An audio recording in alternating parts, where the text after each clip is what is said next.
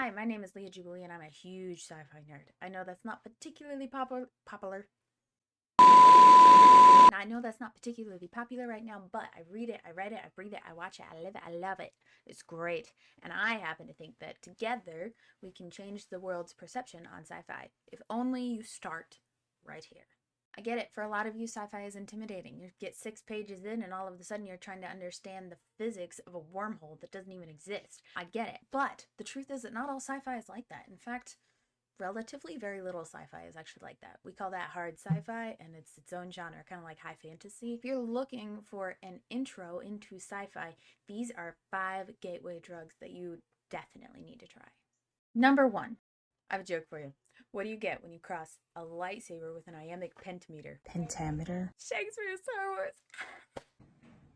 No, but seriously, all jokes aside, this is a work of art. This is the Star Wars saga rewritten as if Shakespeare himself were on Lucas's payroll. It is so weird. It is so glorious. And if you love drama and witty banter and these Star Wars characters already, you need to read it. Whether or not you're trying to get into sci-fi, you need to read it. That's all I'll say. Number 2. Shameless plug incoming. If you've been following me for any amount of time, you had to know it had to happen.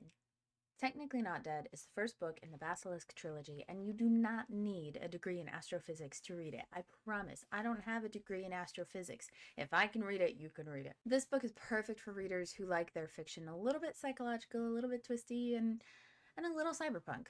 Top of all of that, it's just grounded enough to make you wonder if this future is not too far off for some of us. Number 3.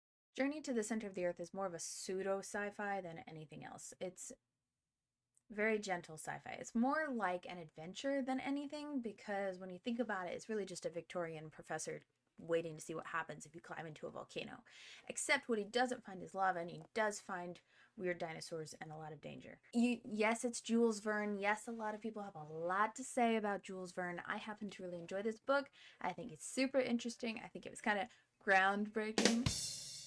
Anyway, if you want a sci-fi flavored adventure, that's a good one. Number 4. Skyward by Brandon Sanderson is the only thing on this list that's technically qualified as YA. Yes, I know, he typically writes 1,000-page fantasy epics where the world falls apart overnight. And really, this isn't that different, except it's not 1,000 pages. Skyward is his debut into sci-fi, I believe. It's got lots of snark, lots of fighter pilot, lots of a typical rebellious teenager going against the system and finding out there's a lot more than meets the eye. Super fast-paced, super fun. I read the first 3 in less than a week. I am still working on the 4th one, Defiant, but that's not because of Sanderson, that's because of Leah. Anyway, moving on. Number 5. Lastly, we have a book that's a bit more intense and a bit more sci-fi than the other ones we've talked about. Think space military school meets child prodigy meets galactic war meets moral crisis. Ender's Game is a phenomenal book. When I say that it is at the top of my list, I don't know where at the top, but it's very near the top. It is a very good book.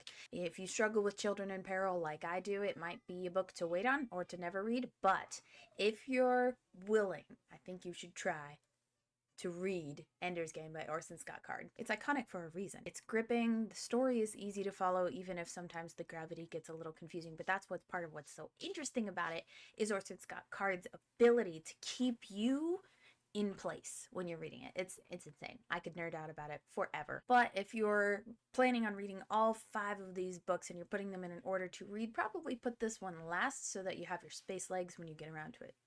So there you go. There are 5 sci-fi books to launch your interstellar reading journey. No technobabble required. Which one are you most excited to try? Or if you have another go-to beginner sci-fi book rec, drop it in the comments. Maybe I haven't even read it, and I would love to hear back from you. Like, subscribe, and happy reading, sci-fi nerds.